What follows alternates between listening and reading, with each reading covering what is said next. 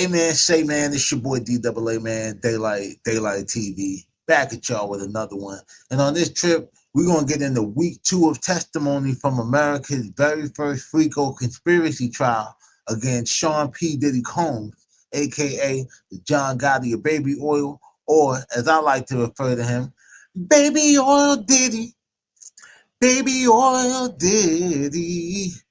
Yeah, you know that guy. But first, hit that like and subscribe button, smash that notification bell if you're really mobbing with the content. DAALIGHT TV, let's get it. So, on May 19, 2025, the Sean Diddy Combs trial uh, included significant testimony from 3 witnesses: Don Richards, Kerry Morgan, and David James. Don Richards, who we all know is a former member of Diddy Kane and the group Dirty Money, who had the album Last Train to Paris, you know, that group that Diddy made so that he could be the prettiest girl in the group. That nigga. Yeah. So she testified about witnessing Diddy frequently being violent toward Cassie. She also described him seeing her she also described seeing him punch, kick, drag, choke, and slapped Cassie, and stated that, you know, she feared for her own safety if she intervened. She also testified that Diddy had threatened her after a particular incident where she saw him assault Cassie with a skillet, telling her that people go missing if they talk. You know, she bought that line or whatever. Kerry Morgan, Cassie's former best friend, testified about the control that Diddy exerted over Cassie and about witnessing Diddy assault Cassie on 2 separate occasions. She also testified that Diddy assaulted her in 2018, choking her and hitting her with a wooden hanger that led to her having a concussion. David James, who was a former assistant to Diddy, testified that he observed Diddy doing drugs on a daily basis and conducting business under the influence. He described the incident where Diddy armed himself to confront Suge Knight at a diner, leading James to fear for his safety and ultimately leave his job. He also recalled the conversation with Cassie where she confided in him and told him that she couldn't leave because Diddy controlled her career, finances, and her living situation. On Tuesday, May 20th, 2025, the Sean Diddy Combs trial continued with several witness testimony, including the continuing testimony from David James, who we already know testified on Monday.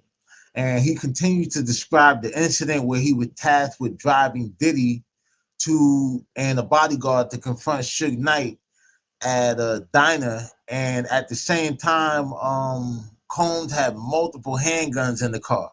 He also testified about stocking Diddy's hotel room with supplies like condoms, baby oil, and lubricant, often referring to them as freak-off necessities. James stated that Diddy would do drugs on a daily basis and, you know, conducting business on the under the influence. So pretty much, you know, he just basically reiterated what he said on Monday. And usually they do that like if court is adjourned before or goes into recess for the day before, you know, you finish and everything like that. They'll usually bring you back in the following day just to kind of bring the jury up to speed. You know what I mean? The next witness that popped up on Tuesday was Sheree Hayes, aka the Punisher, who is a male exotic dancer that testified about being hired by Cassie and Diddy to create sexy scenes that would later involve Diddy watching and directing them. Hayes explained that he was instructed to apply baby oil and interact with Cassie, while a man, later revealed to be Diddy, watched. He described Diddy giving direction to Cassie about her positioning and movement during these encounters.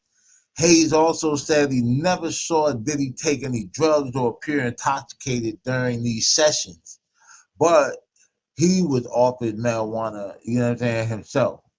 Now, next up after the Punisher is Regina Ventura, who's Cassie's mother.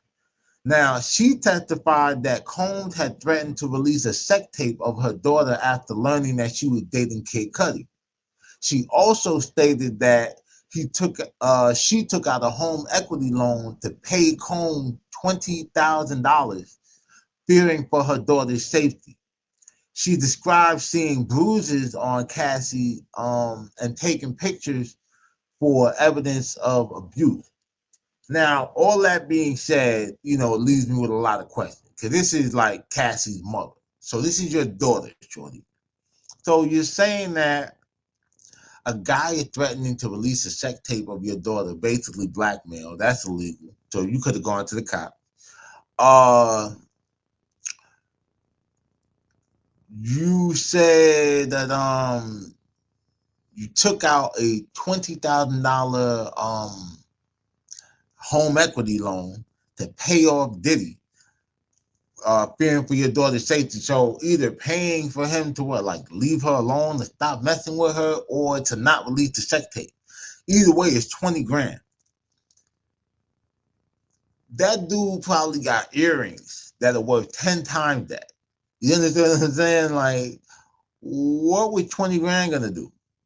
Like, the only thing that him taking 20 grand from you would do is that he knows it would break you to part with it. You understand what I'm saying? Like, but that wouldn't even cover a private flight from New York to LA for Diddy. You know what I'm saying? But anyway, she described seeing bruises on Cassie, and she took pictures for evidence of abuse. So never took the picture to the police. I'm just saying, it's your daughter, but it's your kid. So if you seen it, I'm pretty sure you told your husband. And the fact that her daddy ain't, I don't know, bro. This shit crazy. But next you got Gerard Gannon, who is a Homeland Security agent that detailed the raid on Diddy's Miami mansion on Star Island, including the use of armored vehicles to breach the security gate. Gannon testified that agents found various items in Diddy's master bedroom closet, including AR-15 parts, high heels, sex toys, and lubricants. Now, on Wednesday, May 21st, trial was back in session, and this is kind of interesting because this is Biggie's birthday. So I'm wondering, what Diddy's train of thought was when he was in transport, in transit from federal lockup to the courthouse. You know what I mean? Thinking about Biggie. Speaking of which or whatever, let me bring this up real quick. So remember I told y'all I put that whole post out there about how I had lost my Versace shades, the Biggie joints, you know what I'm saying? And I had to order another pair. Well, I got them joints, and I've been meaning to tell y'all this for a minute. But about a week after I ordered the new pair, I messed around and found the original pair, which is the pair I got on now. So pretty much, I got two pair. And no bullshit, I was thinking about doing a raffle and giving the new joints away or sending them back and ordering another color. But just so happened, like I told you, I like the packaging on the new joints. And just in case I have a mishap where I lose these, they break or some shit like that or whatever, I never got to worry about being asked out or waiting for another pair because those are my favorite joints. But yeah, just thought that was kind of interesting considering Diddy trial and talking about Biggie's birthday. Anyway, back to it. Gerard Gannon, Homeland Security agent, continued his testimony from Tuesday, detailing the item found during Combs' Miami mansion raid that included drugs such as cocaine, ketamine, MDMA, Xanax, psilocybin,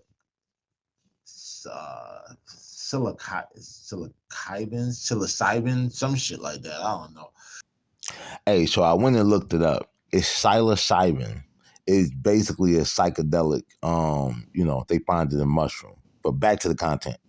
This nigga on the new drugs. You understand what I'm saying? Guns, including AR-15 parts and a handgun, which we already discussed, and what prosecutors call freak-off supplies, such as baby oil and lubricant.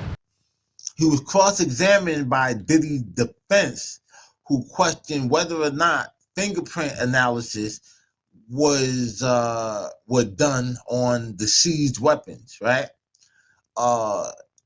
Agent Gannon testified that he didn't personally conduct a fingerprints analysis on the firearm found at Combs' residence. Diddy's defense lawyer also asked if other methods could be used to identify the owner of a gun, such as dusting for prints, testing for hair and fibers, or DNA analysis.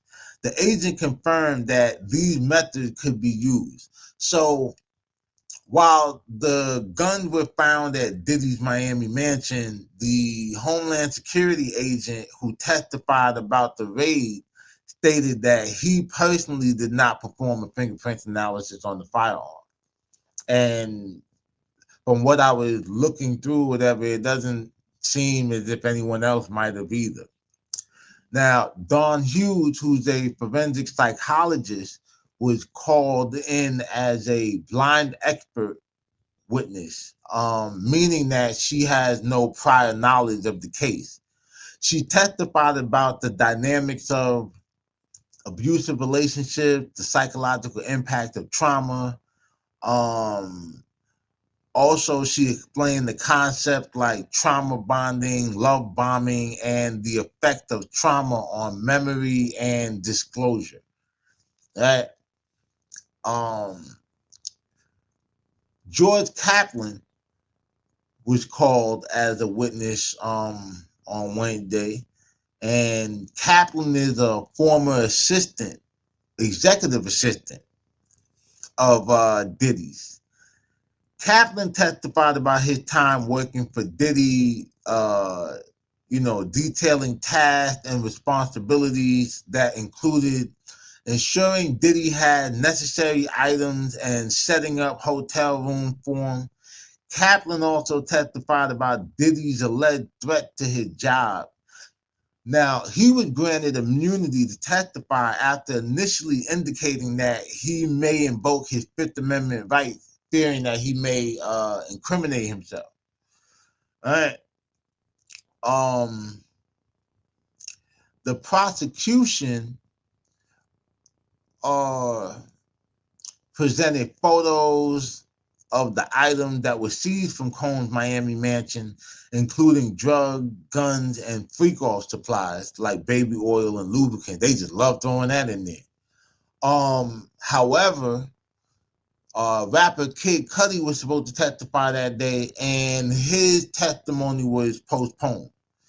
You get what I'm saying? Now, on May 22nd, which is Thursday, the Diddy trial continued with more significant testimony, most notably from rapper Kid Cudi, and continued testimony from Diddy's former assistant, George Kaplan.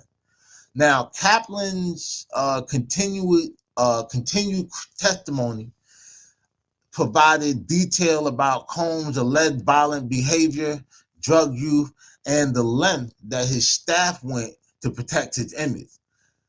Kaplan stated that he witnessed Diddy be violent on 3 separate occasions. One instance involved seeing Cassie with visible injuries, including a bruised eyebrow and forehead, after being called to Combs' bedroom. He also described the incident on a private jet where he heard a glass break and saw Combs standing over Cassie, who was trying to create distance between her and Diddy. Another time, Kaplan said he saw Diddy throw apples at another girlfriend identified as Gina. Damn, Gina, while they were in Miami. So, Kaplan also testified how he was asked to procure drugs for Diddy on 2 occasions. He recounted picking up MDMA in Miami and an unknown substance in Los Angeles.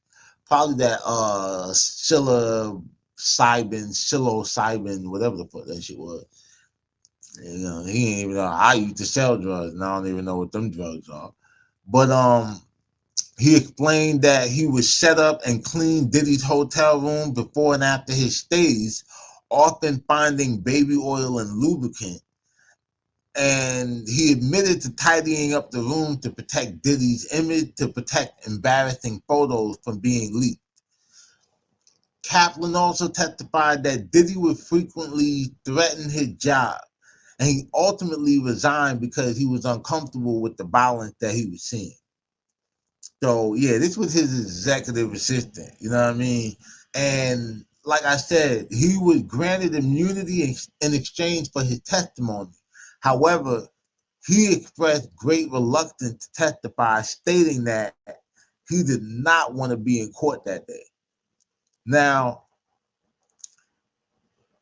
hold on, y'all. Let me drink my Arizona IT. Shout out Arizona.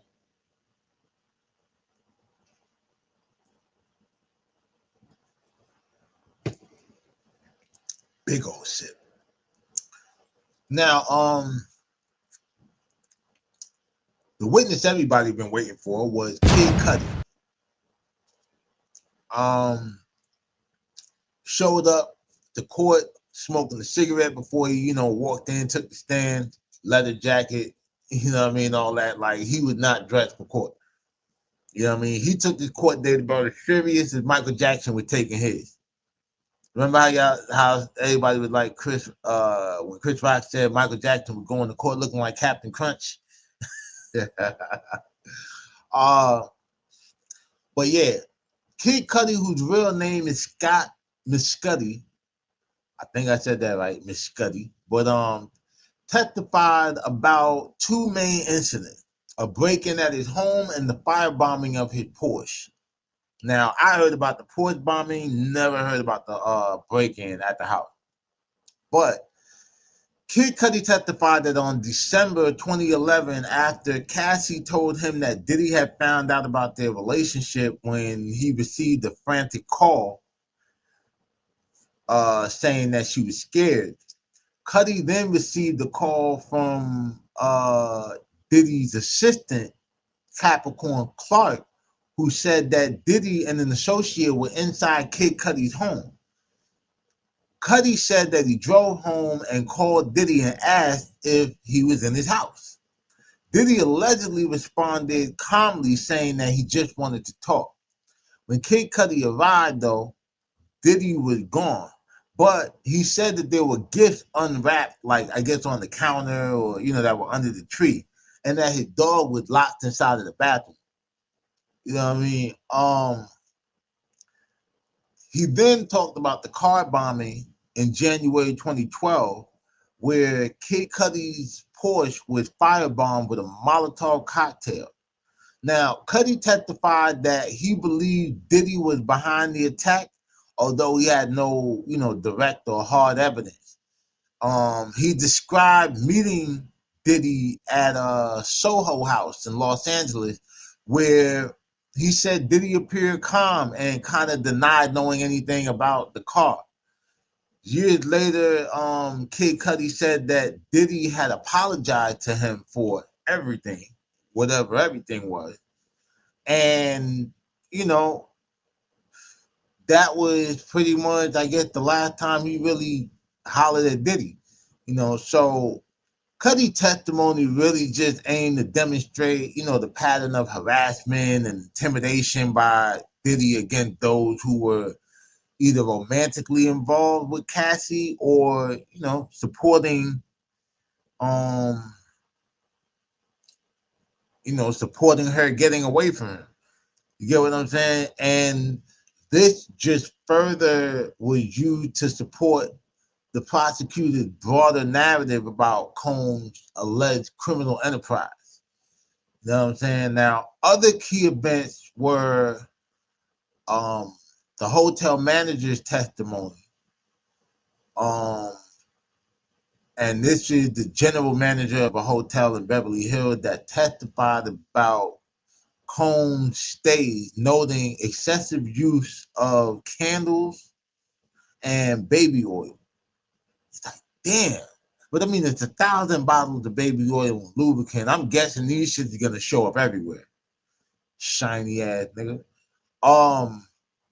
Mila Morales, a makeup artist who worked with both Diddy and Cassie, recounted the 2010 incident where she saw Cassie with injuries after a fight with Diddy at a hotel. So at the end of Thursday testimony, the jury was dismissed for the Memorial Day holiday, and they will remain in recess until Tuesday, May 27, 2025, with strict instructions to avoid any media coverage at a trial. Good luck with that shit.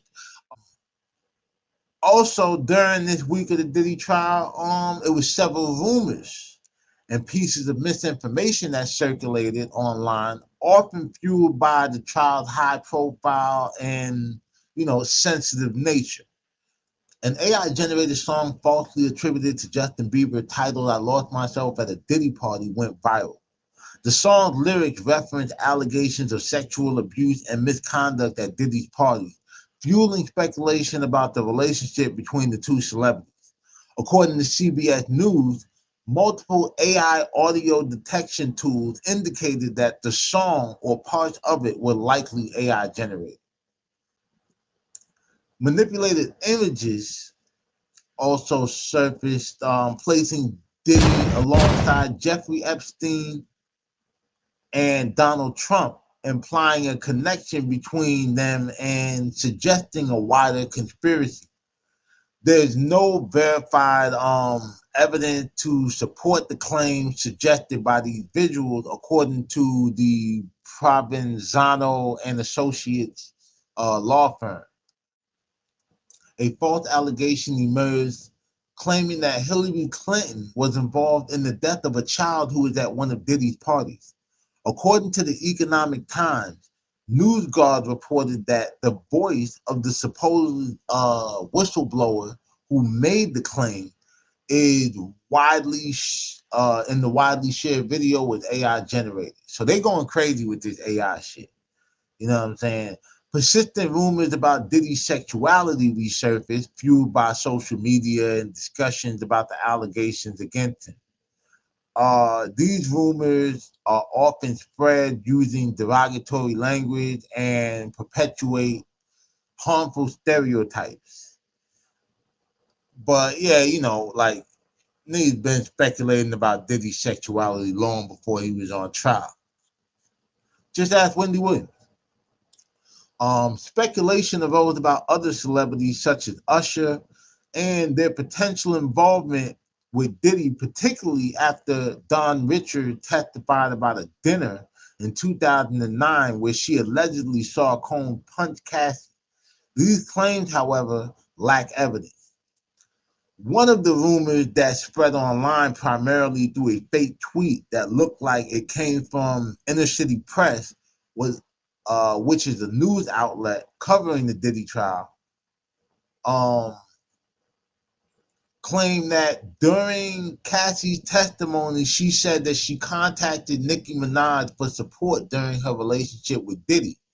The rumor further alleged that Nicki Minaj responded to Cassie by telling her, "Stop complaining," and that enduring abuse was simply part of the game when you're rich and famous, and how girls would kill to be in Cassie's position. Matthew Russell Lee, a reporter for the Inner City Press, immediately took to social media, specifically X, formerly known as Twitter, to clarify that the tweet was fake and that his outlet had never reported such a statement. Of course, you're one of the most credible journalists covering this case, and there was a tweet going around about the Nicki Minaj thing, the Prince, Yeah, I about heard Sheila E. with your name attached. It's really weird. Yeah. Some people said I should. I don't have the time. Are you going to sue? sue? I don't have the time to sue, and also I know enough about lawsuits. It's not as fun as people think. Like they have discovery against you. Like no matter how outrageous what they did, no matter. I'm not saying I'm afraid. I file like freedom of information lawsuits because they're very clean. You don't get into like what's your motive, what's your.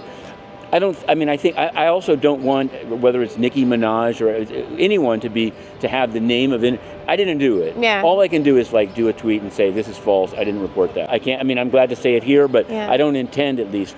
I mean, maybe she'll sue them. Maybe. I could sue them. They've damaged. They damaged. But I think that more and more in today's like AI world, these kind of things are going to happen. So people are just going to have to be more discerning. It's almost like when you get a phishing email. You got to look at like where it came from. Yeah, They're look asking at the you to put emails. in your information. Are the I's capital? Yeah, Is it really an L? So take a look at it. But the problem is you can make a better and better and better. I'm just, I didn't report that, and so I'm glad to clear that up here too. Yeah, but if you really want to know what I did report, get forthcoming next week. Yes. Diddy on trial, week 2. Okay. Cassie never mentioned Nicki Minaj or any such exchange in her actual testimony at trial. The only mention of Nicki during Cassie's testimony came during cross-examination when the defense lawyer asked if Cassie had ever been in the studio with Minaj, in which Cassie responded affirmatively. So the rumor about Cassie and testimony on Nicki Minaj is completely fabricated and was debunked by the journalist who was falsely attached to it. So just serves as a cautionary tale for y'all. You understand? Because I saw this shit getting shared all over social media. That's why I looked into it.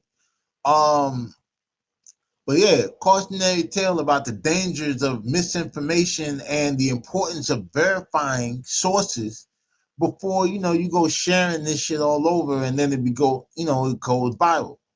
Especially, when it's sensitive cases like this one. Hey, but let's be for real. We all know why people thought that Nicki Minaj might have said that. I mean, she's heavily affiliated with all the abusers, from her husband to her brother. She was even one of the first to do a song with Tekashi after he got caught up in that lewd conduct with a minor, whatever that case was. But back to the content. But yeah, man, that's pretty much it for this week's recap. There was only a 4-day trial week, and it'll be another 4-day trial week next week as well, considering the jury is in recess until after the Memorial Day weekend. So they'll be back Tuesday, May 27th, day before my birthday. Yeah. But yeah, man, jump in the comments. Let me know what y'all think. If you're still here, I appreciate you.